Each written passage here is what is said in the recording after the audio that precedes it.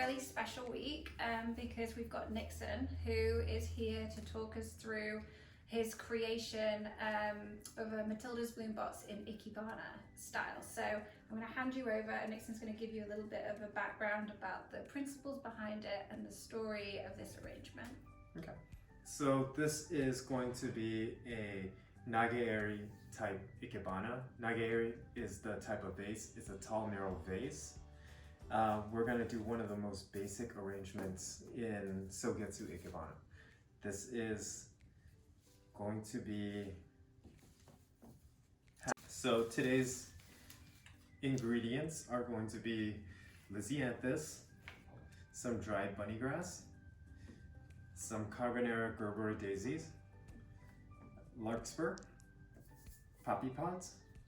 These are bleached poppy pods, and bay leaf. And for this arrangement here, we will have three main branches representing heaven, man, and earth. And the size for these guys are going to be the height plus the width plus about 1.5 times. And then for this one, it will be 2/3 of that size. I see. And then about 2/3 of that size. So great. So in a way, you're just creating like steps. Yeah, stagger them. And a gradient between the 3 points. Exactly. And we are going to make a tape grid. It's harder. So on this one, it's harder, isn't it? You have to have some structure of some sort. Like you can't. Like typically what we would do is we'd use the greenery to like build the shape of the arrangement, but that is not going to work in this style because you need to create more structure to it. So right, and what happens is that if we fluff this up with a lot of greeneries in the beginning, it's just going to be too much. Yeah, that makes sense. So what we want to do is create this grid. Normally we have these cross beams that are in here that we create with branches. But just because for safety issues and I don't know how this vase is going to work, we just decided to go with the tape. Yeah. And this is actually super easy and relatively clean. You'll start by creating a grid, effectively. Yeah, and it'll just be a 2x2.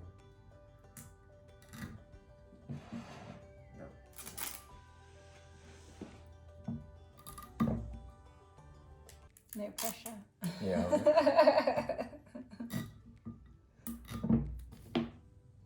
Lovely. It'll be like that. And you guys just got to make sure that the side of the lip is dry, or else these guys will... Don't stick, do they? No? Yeah. Okay. I'm going to start by placing the three main branches first, and this one is going to be heaven. So heaven is the tallest branch. Correct. For everybody. And just in terms of what Nixon's done is he's put it right in the middle of the grid, like the middle square in the grid. And what you want to do is have this about 15 to 20 degrees at an angle, and then 15, 20 degrees facing the front of the arrangement. Okay. Okay. And one thing you were telling me also, Nixon, earlier was that what you don't want to do is to keep the branches so tall that they touch the bottom of the vase. Right. Like the idea is that you're using the angles of the grid to lean them from one side to another, right? You don't want them to be like that. Yeah, exactly. That makes sense. This will go some slightly angled like that. Yeah. And one of the things that is important, you'll notice that these guys are going to tend to roll around a lot.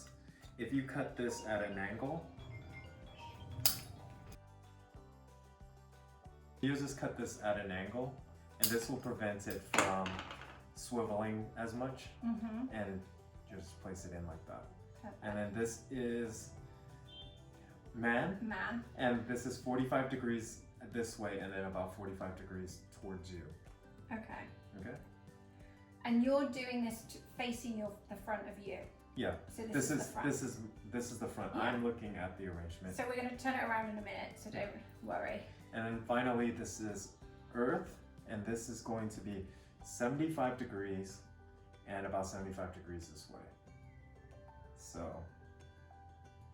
Got it. It would look something like this. then we'll turn it around.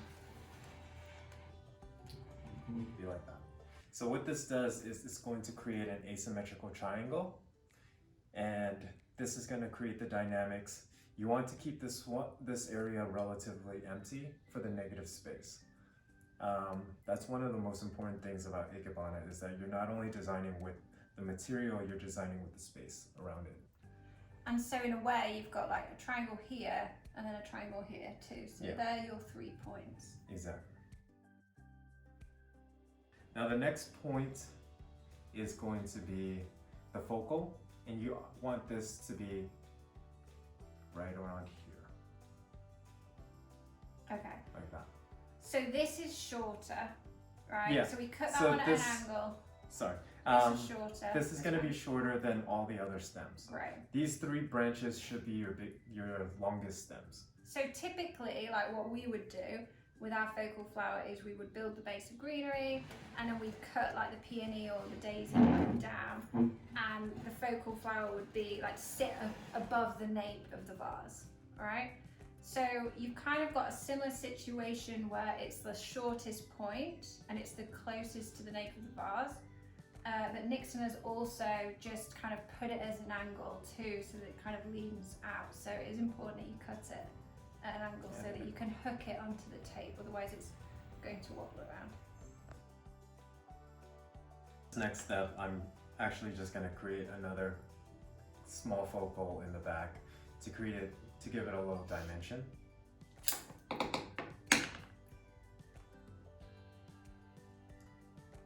Oh, nice. Perfect. Okay. So you've got 3 points of the daisies. And you don't want What the about daisies. triangles? The daisies also, if you kind of see, it's, oops, doesn't want to stay there. But I'm trying to create another asymmetrical triangle. I don't want them to be evenly spaced. So these guys are going to be closer to each other. Yeah, makes And sense. this one's going to be a little bit longer. All right. This part, we're just going to fill in the greeneries, fill in the holes here just With the to bay leaf. kind of cover up your mechanics. And you're just going to do it gently and nicely, just so that people don't get to see your mechanics all too much. So Nixon had, so you'll get a long piece, a couple of long pieces of bay leaf in your boxes. So you're just cutting the long piece into multiple smaller pieces like this. Just with like 4 or 5 green leaves on them. And then he's just, like you said, he's just covering the tape. Because you don't want to see the tape really. But it's quite a delicate job, because what we're not doing is like covering the whole base with lots of bay leaf. Right. And you just want to do it.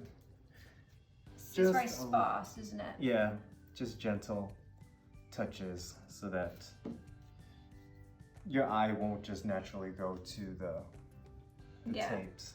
So really, if anything, it should sit like below the Ikebana daisies. Yeah.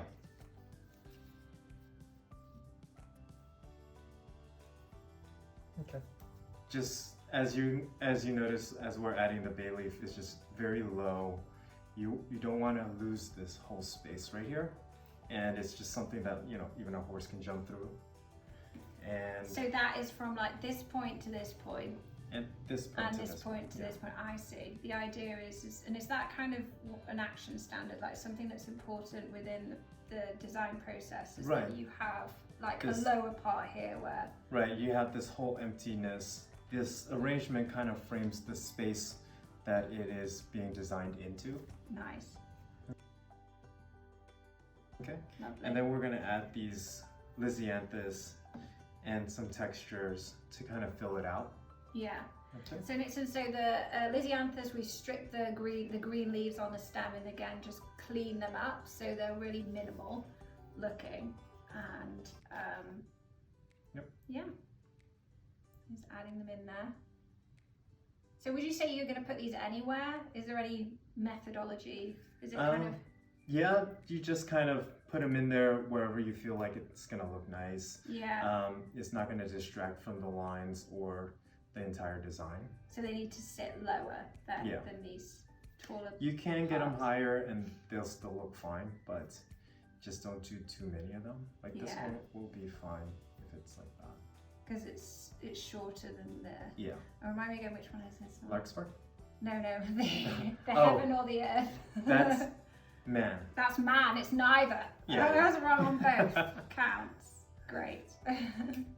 And so, just add this in. And make sure you guys We top should have off. one called woman. Or this can be just called human. And make sure you guys top off the water to the vase, just because some of these, since they're in an angle, they're gonna be pretty high up here. So just fill them up. Then you get a little bit of a poppy pod. And I will add this in later actually, just so that I can see the fronts. And that's in keeping with what we would do too. We always add texture last. Mm-hmm. And these guys, I would group them. I wouldn't put them individually, just because then you're gonna get a lot of spotty bunny tails, and that's gonna look kind of funny. Well, no, because I get that, because the idea is that it's like smaller pieces in a specific spot versus like bushy everywhere, you know, which is nice.